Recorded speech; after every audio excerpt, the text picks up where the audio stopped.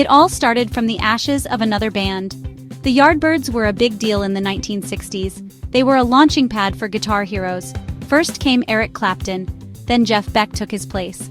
Finally, a young session wizard named Jimmy Page joined their ranks. By 1968, the Yardbirds were falling apart. The other members had left. But Page had a vision.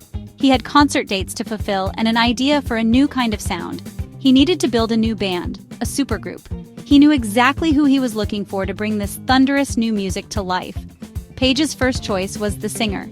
He wanted Terry Reid, but Reid suggested a young man from the Midlands. His name was Robert Plant. Plant had a wild mane of golden hair and a voice that could shatter glass. It was a voice that dripped with blues and soul, but it could also scream like a banshee. Plant, in turn, recommended his childhood friend John Bonham for the drums.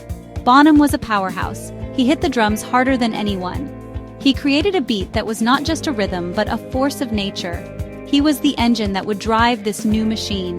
The final piece of the puzzle was the bass player.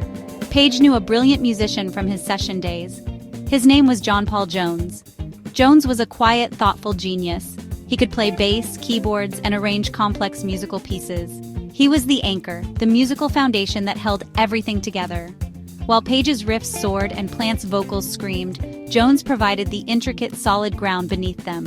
He was the secret weapon, the glue that would bind the raw power of the other three members into a coherent and formidable whole. In a small, cramped rehearsal room in London, the four men played together for the first time. The song was "Train Kept A Rollin'," an old blues standard. The moment they started, something magical happened. The room exploded with sound. It was louder, heavier, and more powerful than anything they had ever experienced. Page, Plant, Jones, and Bonham knew instantly that they had found something special. This was not just another band. This was a force. They were first called the New Yardbirds to finish the old tour dates. But soon they would adopt a new name, one that hinted at their immense heavy sound, Led Zeppelin. Led Zeppelin did not waste any time. They recorded their first album in just over 30 hours. It was a whirlwind of creative energy. The band was hungry. They were ready to show the world what they could do. When their debut album, simply titled Led Zeppelin, was released in January 1969, it hit the music scene like a shockwave. It was a raw, powerful statement.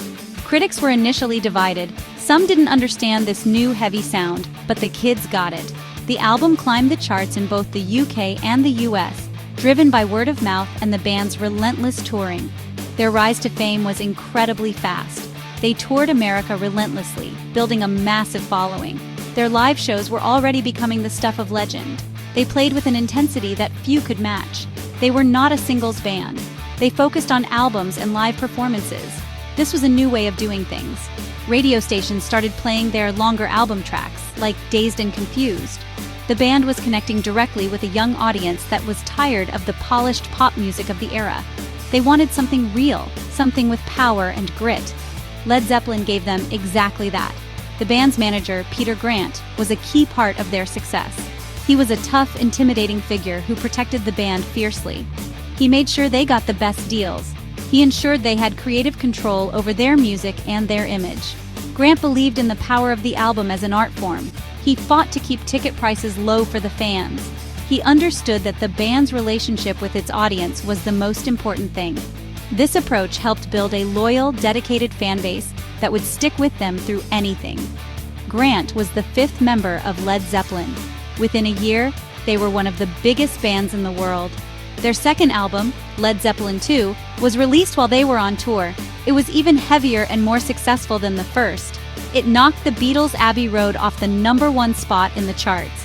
The album opened with the thunderous riff of Whole Lotta Love. That song became their anthem. It was a declaration of their arrival. Led Zeppelin wasn't just a new band anymore. They were the new kings of rock, and their reign was just beginning. They had conquered the world in record time. Led Zeppelin's music was a potent and unique cocktail of sounds. It was built on a foundation of American blues. You could hear the influence of artists like Willie Dixon and Howlin' Wolf in their songs, but they took that blues foundation and supercharged it. They amplified it, distorted it, and infused it with a raw, primal energy. Jimmy Page's guitar riffs were heavy and unforgettable. They were the backbone of the Zeppelin sound. He was a master of the guitar, using it to create textures and landscapes of sound that were entirely new to rock music. But they were not just a blues rock band. They blended in elements of British folk music. Robert Plant's lyrics often spoke of ancient myths, folklore, and the writings of J.R.R. Tolkien. This gave their music a mystical, epic quality. Songs like The Battle of Evermore featured mandolins and acoustic guitars, sitting alongside their heavier tracks. This contrast between light and shade, acoustic and electric, was a key part of their magic. It showed their incredible musical range. They could be gentle and beautiful one moment, and crushingly heavy the next. This dynamic range set them apart from their peers. The rhythm section of John Paul Jones and John Bonham was unlike any other. Bonham's drumming was not just about keeping time, it was a lead instrument. His powerful, complex grooves on songs like When the Levee Breaks were revolutionary. He created a sound that was massive, a sonic earthquake that you could feel in your chest. Jones on bass and keyboards was the secret weapon. He provided the solid melodic foundation for Page and Plant to build upon. His bass lines were intricate and funky, and his keyboard arrangements added layers of texture and sophistication to their songs.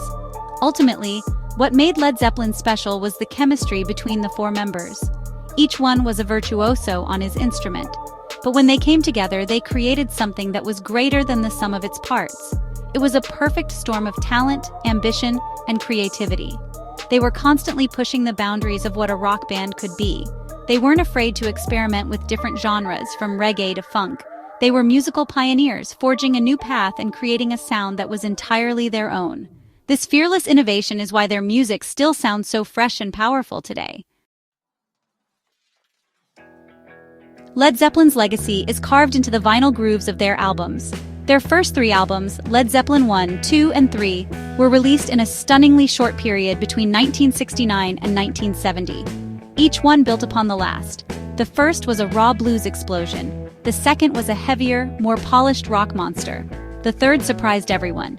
It opened with the acoustic strums of Immigrant Song, but much of the album was filled with folk and acoustic music. It showed their versatility and their refusal to be pigeonholed. They were telling the world that they could do anything they wanted. Then came their fourth album, released in 1971. It had no title on the cover. It was known only by 4 strange symbols, or runes, one chosen by each band member. This album, unofficially known as Led Zeppelin 4, is widely considered one of the greatest rock albums of all time. It was the perfect synthesis of everything they had been working towards. It had the hard rock of Black Dog, the folk mysticism of The Battle of Evermore, and the swampy blues of When the Levee Breaks. It was a masterpiece of sequencing and dynamics, a complete musical journey from start to finish. Following the monumental success of 4, the band continued to evolve. Houses of the Holy, released in 1973, saw them experimenting with even more diverse styles. They dabbled in reggae with Dear Mocker and funk with The Crunge. It was a brighter, more colorful album. Then, in 1975, they released the double album Physical Graffiti. This was a sprawling, epic collection of songs that showcased their full range. It included new material alongside unreleased tracks from previous sessions. It felt like a definitive statement, a grand tour of the entire Led Zeppelin universe, from the hard-driving Kashmir to the delicate 10 Years Gone. Their later albums, Presence, released in 1976, and In Through the Outdoor in 1979, were recorded under more difficult circumstances. Presence was a raw, guitar-driven album, forged while Robert Plant was recovering from a serious car accident. In Through the Outdoor was dominated by the keyboard work of John Paul Jones and had a more polished, almost pop-oriented feel. Even in these later years, they were still pushing their sound into new territories. Each album was a snapshot of where the band was at that moment, a chapter in their epic story, carved forever in wax. Certain Led Zeppelin songs have, really transcended music to become cultural touchstones. Stairway to Heaven is perhaps the most famous of them all. It's more than just a song, it's honestly an epic. It begins as a gentle acoustic ballad and slowly builds over 8 minutes into this thunderous rock anthem, capped by one of the most celebrated guitar solos in history. The song was never released as a single, yet it somehow became the most requested song on rock radio throughout the 1970s. Its mystical lyrics and masterful composition captured the imagination of a whole generation.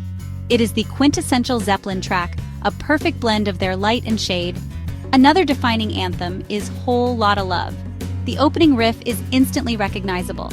It's just iconic. It's a primal, swaggering piece of rock and roll. The song's middle section is a psychedelic soundscape, a wild and experimental journey into noise and effects before the main riff crashes back in.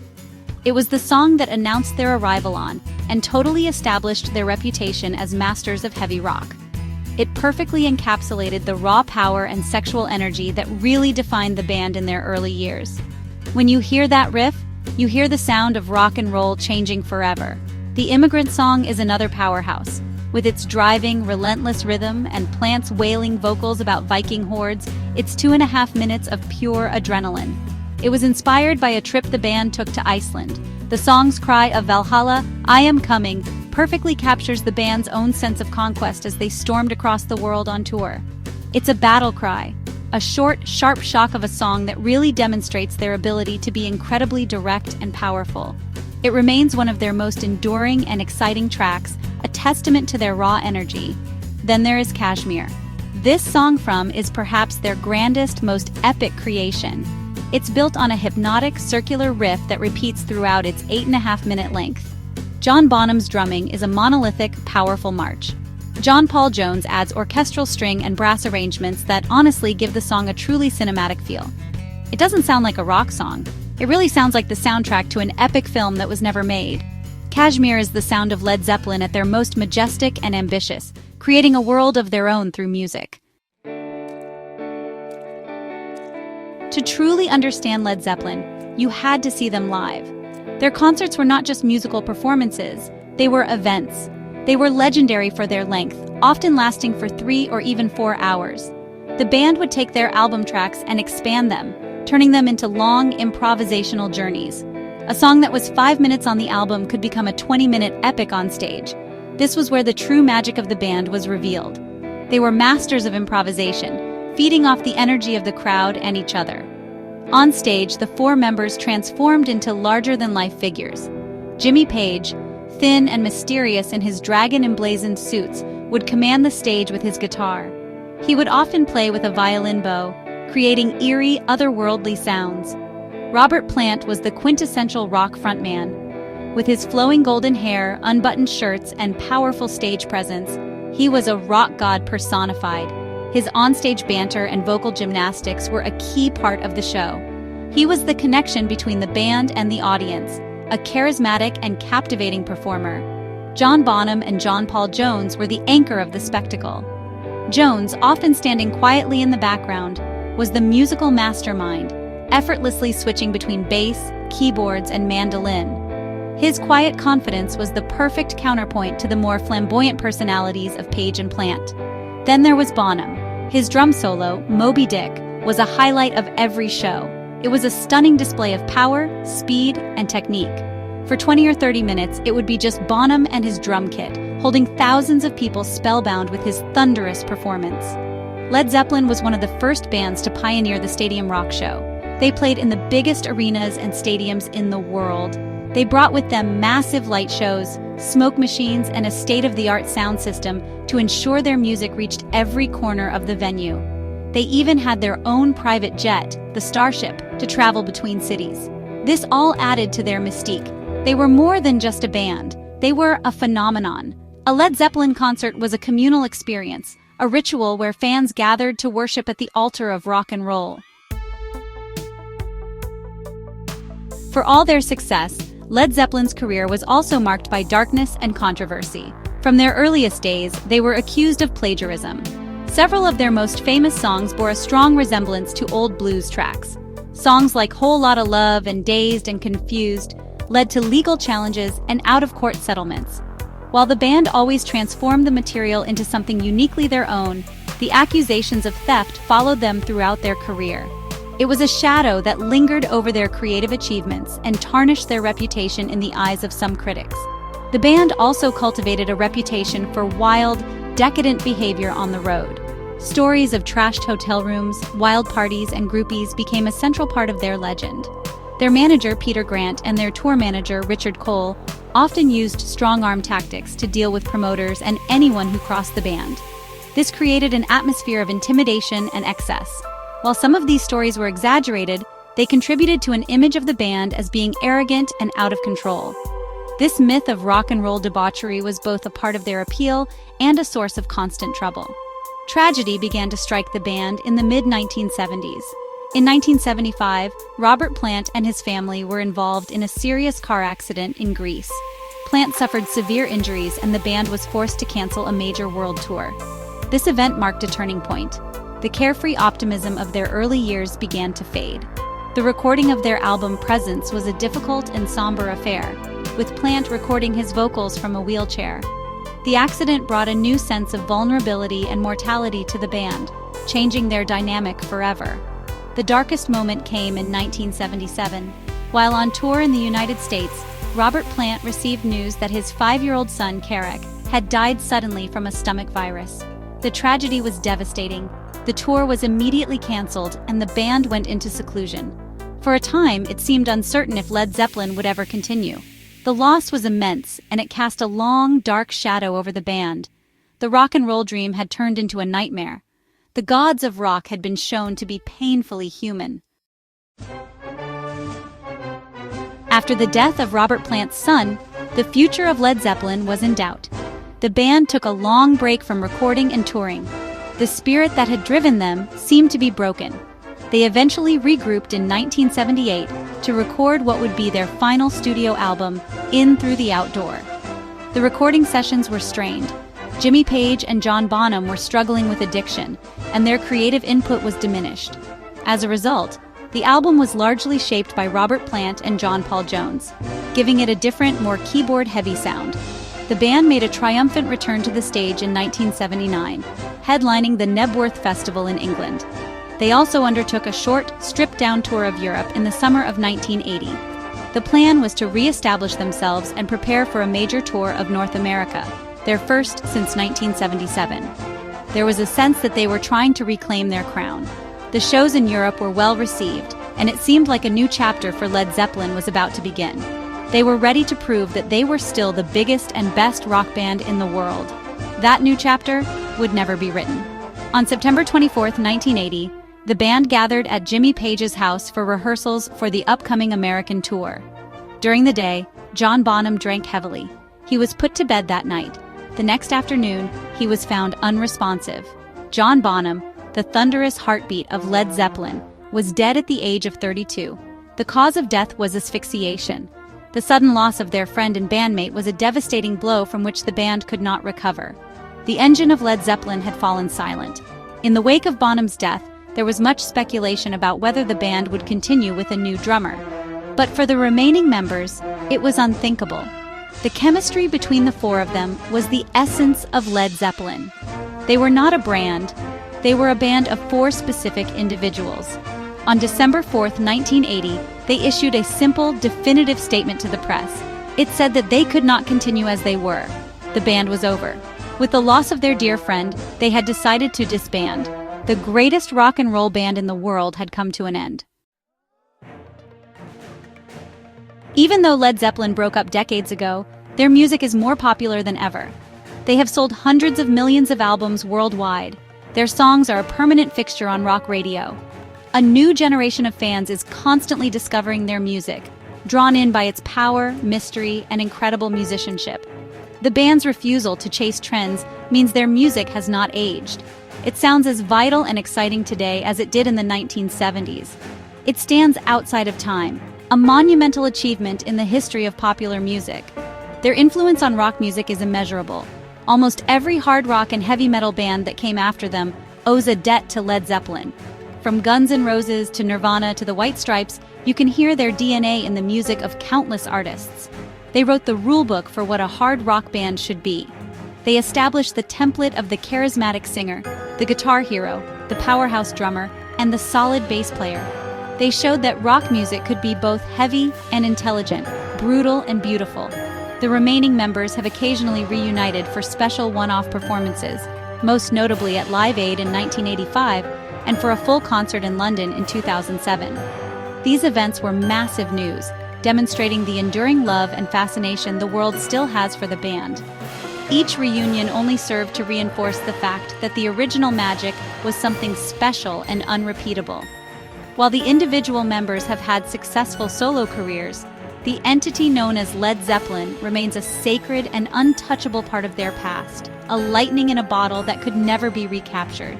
Today, on July 21st, 2025, the legend of Led Zeppelin is stronger than ever.